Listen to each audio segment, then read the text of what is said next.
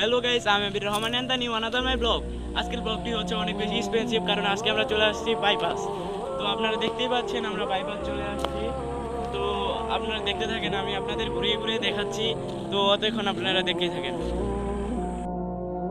তো গাইস, এখানে আমরা দেখতে পাচ্ছি একটা হোটেল। তো এই হোটেলটা আমরা আসছিলাম এখানে খেতে, কিন্তু দেখি এটা বন্ধ। তো আমাদের কিছু করার নেই, তো আপনাদের ঘুরিয়ে ঘুরিয়ে দেখাই।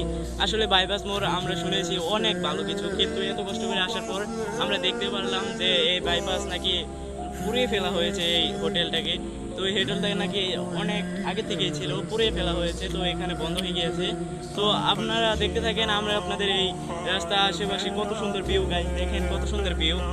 আপনারা দেখতে পাচ্ছেন এই সাইডে কত সুন্দর ভিউ, আপনারা দেখতে থাকেন। তো চলেন আপনাদের দেখাই।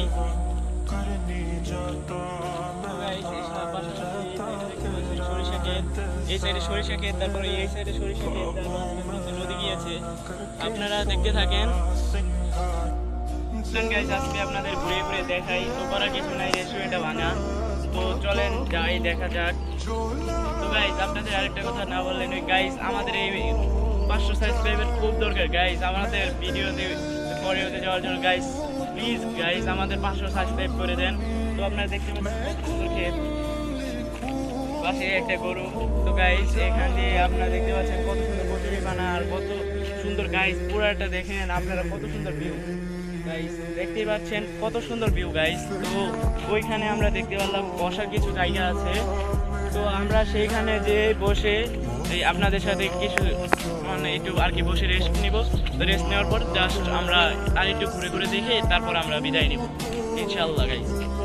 তো ফাইনালি আমরা চলে আসছি হলো সেই বসে থেকে। তো চলেন, এখান থেকে আরো ভিউটা অনেক বেশি সুন্দর দেখাচ্ছে।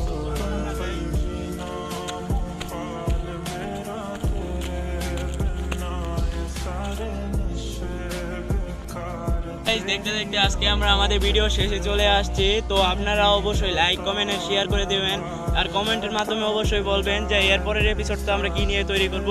তো এরপরে ব্লগটা আপনারা যদি চান আমরা ট্যুরে গিয়ে বানাবো, তাহলে ট্যুরে গিয়ে, আর আপনারা যদি বলেন যে কিছু বানিয়ে দেখাবো, তাহলে তাই হবে। ততক্ষণ দেখতে থাকেন। আল্লাহ হাফেজ।